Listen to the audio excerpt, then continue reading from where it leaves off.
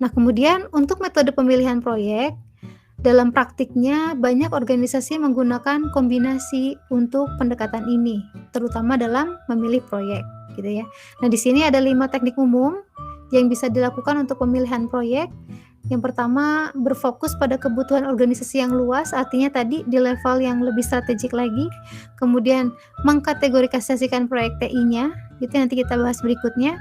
Atau melakukan analisa keuangan proyek, apakah dengan net value present misalnya, atau dengan perhitungan return of investment gitu ya. Kemudian menggunakan model penilaian berbobot atau menerapkan balance scorecard. Ini teknik-teknik umum yang bisa digunakan untuk pemilihan proyek. Nah, untuk pertemuan kali ini kita akan bahas sampai ke analisa keuangan proyek ya. Yang pertama, pemilihan di mana kita fokus pada kebutuhan organisasi di tingkat yang lebih luas lagi. Nah, di sini memang seringkali sulit untuk memberikan pembenaran yang kuat untuk banyak proyek TI, tetapi semua orang setuju bahwa mereka memiliki nilai yang tinggi. Artinya, dalam menentukan suatu proyek gitu ya untuk diterima atau tidak, ya memang tidak mudah gitu ya kalau kita melihat dari sudut pandang organisasi yang luas gitu ya. Namun kita bisa melihat dari 3 kriteria penting. Apakah dari kebutuhan proyeknya atau available funds-nya ada tidak, cukup tidak gitu ya dalam hal pembiayaannya, pendanaannya, dan strong will to success gitu ya. Seberapa besar sih keinginan untuk mensukseskan proyek tersebut. Nah, di sini organisasi harus mengevaluasi kembali kebutuhan, pendanaan, kemauan untuk menentukan apakah proyek harus dilanjutkan, didefinisi ulang atau dihentikan. Karena tidak menutup kemungkinan banyak juga gitu ya, ada juga proyek yang ternyata sudah disahkan gitu ya, namun tidak terlalu memberikan dampak yang besar untuk perusahaan seperti itu. Kemudian dikategorisasikan proyek IT-nya gitu ya.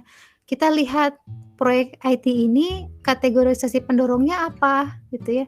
Apakah dalam hal problem, artinya proyek IT ini didorong oleh masalah yang muncul, perlu diselesaikan. Contohnya kemarin misalnya ada e-learning di universitas yang biasanya digunakan hanya beberapa dosen saja karena memang tidak diharuskan dan kondisinya juga tidak pandemik.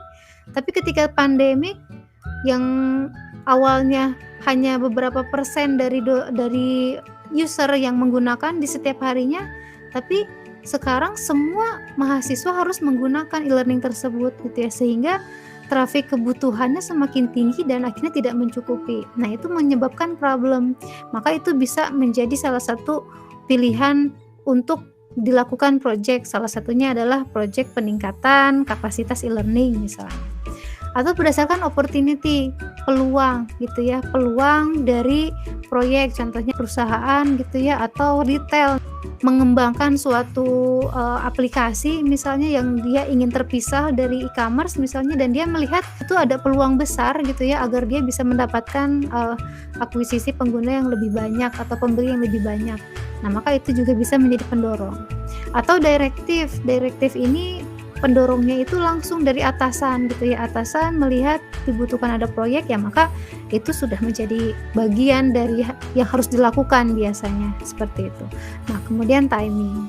Nah, di sini biasanya dari keempat pendorong ini yang paling mudah dan paling sering disetujui itu adalah apabila pendorongnya problem dan direktif gitu ya. Karena kalau problem jelas, kalau tidak segera diselesaikan maka akan menghambat gitu ya. Dan direktif juga biasanya kalau memang itu sudah di-assign oleh atasan, ya maka mau tidak mau proyek itu harusnya dijalankan gitu.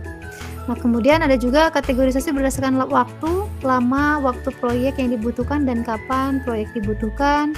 Kemudian ada juga kategorisasi berdasarkan prioritas yang dibuatkan range-nya gitu ya, tinggi, sedang, atau rendah. Tapi intinya dari sini kita bisa melihat ketika proyek dilakukan ya ada triggernya, diantaranya berdasarkan problem, opportunity, directive, dan timing gitu ya. Nah, di sini menurut Katie Swabel, biasanya sebuah organisasi memiliki lebih banyak proyek TI potensial daripada waktu dan sumber daya yang tersedia. Ya, maka sangat penting untuk bisa mengidentifikasi mana yang paling potensial dari semua proyek yang diusulkan, gitu ya. Dan organisasi tidak mungkin melakukan semuanya. Kenapa? Karena memang terbatas sumber daya waktu, sumber daya manusia, gitu ya, dan tentu juga biaya, gitu.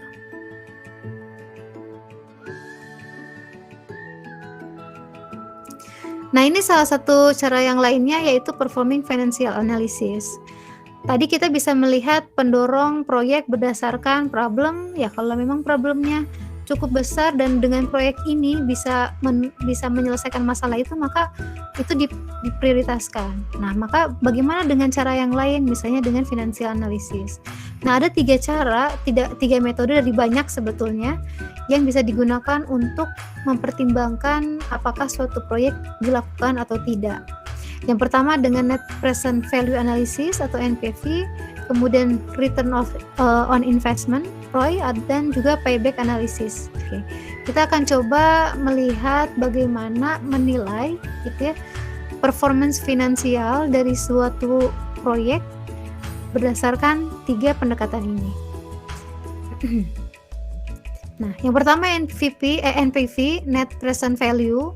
Ini metode perhitungan untuk menghitung laba atau rugi suatu proyek yang kita nilai saat ini, gitu ya. NPV yang positif artinya pengembalian investasi melebihi biaya modal. Artinya kalau NPV-nya positif, biasanya proyek disetujui, gitu ya. Tapi kalau negatif, ya biasanya tidak disetujui. Nah, untuk menghitungnya, kita harus mengasumsikan suku bunga. Kenapa seperti ini? Jadi begini, kalau misalnya kita punya dana investasi untuk sebuah proyek, misalnya 5 juta gitu ya. 5 juta ini apabila kita investasikan untuk sebuah proyek, maka kita bisa mendapatkan manfaat gitu ya di tahun kedua misalnya sebesar 6 juta. Nah, tentu kalau sekarang kita lihat 6 juta di saat ini, ya memang kelihatannya besar gitu ya. Tapi tunggu dulu, 6 juta yang dimaksud itu adalah 6 juta di 2 tahun berikutnya. Nah, maka kita harus tahu 6 juta di 2 tahun yang ke depan ini berapa sih nilainya di tahun sekarang gitu ya. Nah, ini pendekatan metode untuk menghitung laba rugi. Jadi setidaknya kita bisa tahu kalau kita investasi saat ininya sekian, kemudian perkiraan keuntungannya sekian, net value-nya berapa gitu, net present value-nya berapa. Nah, untuk formulanya sigma net cash flow gitu ya, net cash flow dibagi 1 ditambah R pangkat T. R ini discount rate.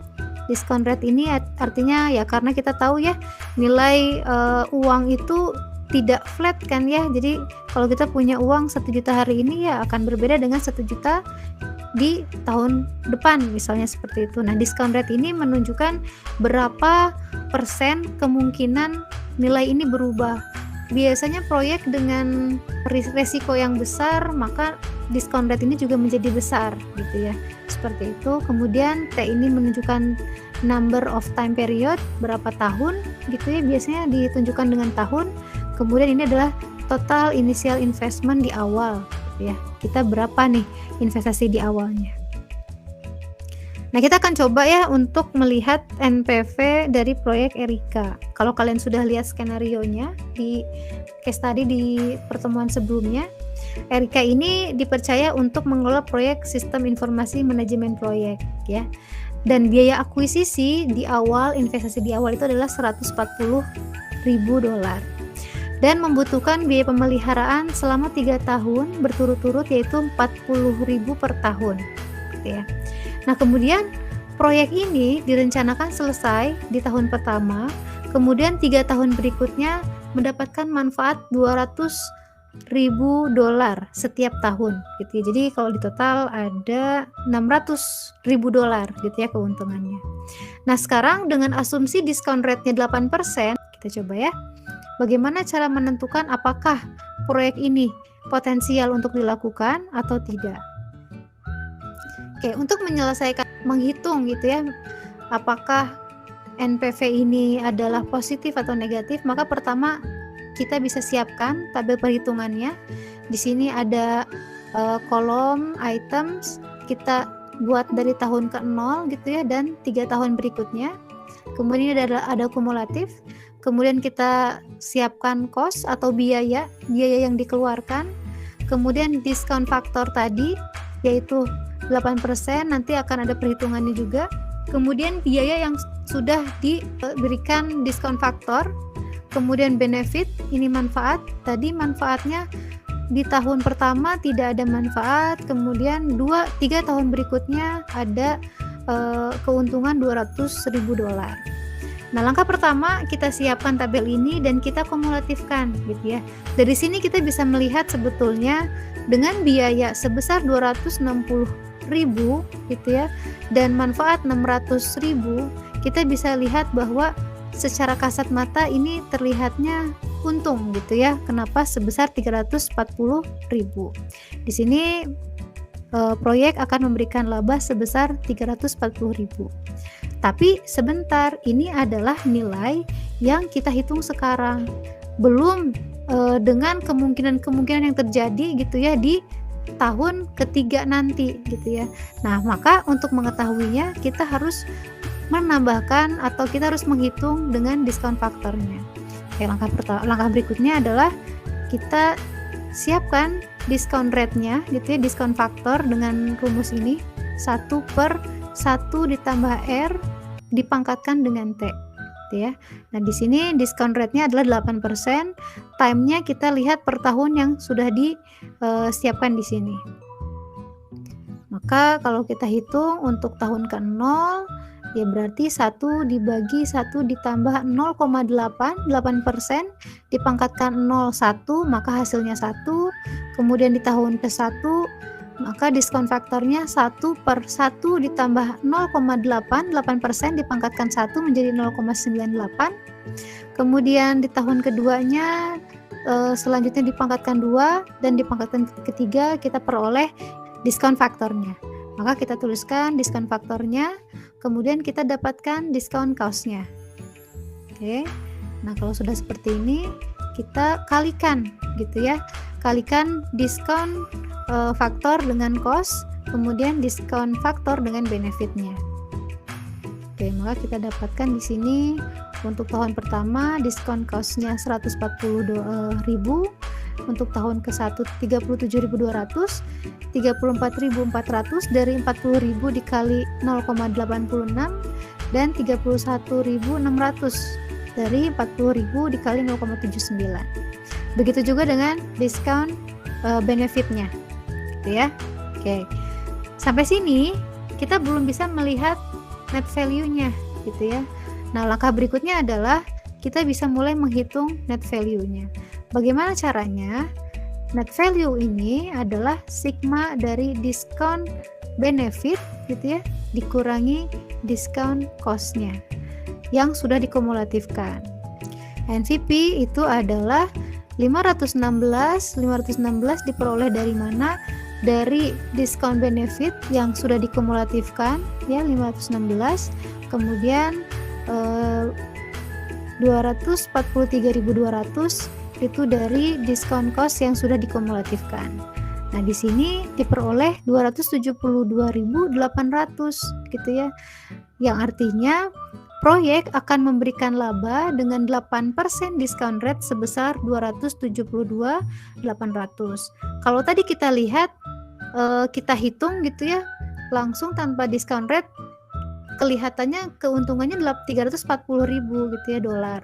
Tapi ingat itu adalah nilai keuntungan yang belum dikurangi kondisi yang fluktuatif gitu ya, yang kita tidak tahu nilai sekarang itu di tahun ketiga akan berapa gitu ya. Nah, dengan diskon rate 8 maka keuntungan 340.000 itu sama dengan 272.800. Nah, ini adalah NPV gitu ya. Kalau NPV positif ya maka ini bagus proyeknya gitu ya. Kalau begitu bagaimana return of investment-nya gitu ya, kapan investasi ini bisa kembali gitu ya. Kita juga bisa menggunakan pendekatan untuk melihat, nah ini formulanya, discount benefit dikurang discount cost atau NPV dibagi discount cost-nya. Sekarang kalau begitu return on investment dari proyeknya Erika berapa? Kita coba di sini hitung. Tadi discount benefit dikurangi sigma discount cost-nya, kita dapat 516 gitu ya, dan 243.200 dibagi dengan discount cost-nya 243.200, yaitu sebesar 112%. Artinya return on investment balik modalnya itu 112%. Maka proyek Erika memiliki 112% pengembalian investasi setelah proyek nanti dilakukan atau diselesaikan. Dan itu kumulatif ya per tahunnya, karena tadi disebutkannya selama 3 tahun mendapatkan keuntungan tersebut. Nah, di sini pencapaian 112% ini adalah nilai yang luar biasa. Harapannya suatu proyek memang menghasilkan return on investment yang besar gitu ya, walaupun biasanya kembali lagi ke organisasinya, mereka punya batasan berapa persen untuk keuntungan gitu ya, untuk balik modal. Nah, kemudian ada satu lagi payback period, menghitung di tahun keberapa paybacknya gitu ya, balik modalnya itu di tahun keberapa. Nah, ini payback period. Payback period ini terjadi ketika manfaat kumulatif bersih gitu ya, net discount tadi itu sudah sama dengan biaya kumulatif bersihnya. Nah, bagaimana melihat kapan payback terjadi gitu ya? Nah, di sini kita masih bisa pakai tabel NPV tadi. Di sini kita lihat discount benefit dikurangi cost-nya gitu ya. Discount benefit tadi adalah kita lihat 0 gitu ya, dikurangi dengan cost-nya 140. Artinya di tahun pertama itu masih belum ada pengembalian gitu ya, malah di sini belum sama sekali ada payback di sini. Kemudian di tahun ke-1 kita hitung diskon benefitnya adalah 148 dari 186.000 dikurang 37.200. Kemudian tahun keduanya 137.600 itu diperoleh dari 172.000 diskon benefit dikurangi dengan diskon cost-nya 34.400. Begitu juga di tahun ketiga, diskon benefit 158.000 dikurang diskon cost-nya 31.600, diperoleh 126.400. Nah, sekarang kita lihat dari kondisi ini kapan payback terjadi. Caranya adalah kita lihat gitu ya, setiap tahunnya antara 0 ke 1 atau 1 ke 2 dan 2 ke 3 kapan kita dapatkan nilai yang positif. Nah, di sini pertama di tahun ke-0 masih negatif ya, karena memang belum ada kita masih modal lah istilahnya gitu ya. Kemudian di tahun kedua, di tahun pertama kita coba hitung hasil pengurangan diskon benefit dengan cost di tahun pertama, yaitu 148.800, kita jumlahkan dengan yang diperoleh di tahun ke-0. Di sini kita dapat 8.800. Sudah mulai positif, artinya sudah ada payback di sini sebesar 8.800. Kemudian di tahun kedua kita lihat 148 gitu ya, dikurangi 8.800 mendapatkan ini kita kurangi ini dikurangi ini, kita dapatkan 146.600, dan di tahun ketiga paybacknya 272.800. Nah, payback itu kapan pertama kali investasi dikembalikan. Nah, di sini kita lihat investasi pertama kali dikembalikan di tahun pertama. Kenapa? Karena di sini sudah dapat nilai positif gitu ya dari investasi yang sudah dikeluarkan. Nah, ini artinya kita bisa sebutkan bahwa untuk proyek ini, karena kita lihat tadi NPV-nya juga positif, kemudian return on investment-nya juga positif dan sangat signifikan sekali gitu ya, 110%. Dan kita juga bisa dilihat di sini ternyata di tahun pertama sudah ada payback sebesar $8.800. untuk secara visualnya seperti ini ya. Ini adalah cumulative cost. Cumulative benefit ini yang direncanakan mendapatkan keuntungan selama 3 tahun berturut-turut sebesar 200.000 ya. 200.000, 200.000 dan seterusnya. Kemudian ini adalah cumulative cost, gitu ya. Di sini posisinya 140.000 ya dana awal, kemudian 40.000 di tahun ke-1, kedua dan seterusnya. Nah, ini kondisi apabila terdapat cumulative cost yang sama dengan cumulative benefit, maka ini adalah posisi payback. Nah, maka kapan payback dari Project Erika? Ya berarti terjadi di tahun pertama. Nah, ini kira-kira untuk mengukur secara finansial apakah suatu proyek itu bisa berpotensi menguntungkan atau tidak. Dan kita bisa mengetahui apabila tadi ya nilainya negatif atau nilai return on investment-nya negatif, ya lebih baik tidak dilakukan, karena memang itu sudah menjadi perhitungan awal yang menunjukkan bahwa akan ada ketidaklancaran gitu ya, atau bahkan kegagalan, karena bukan gagal juga sebetulnya tapi kita rugi gitu. Jadi untuk apa kita melakukan proyek yang berpotensi ruginya besar.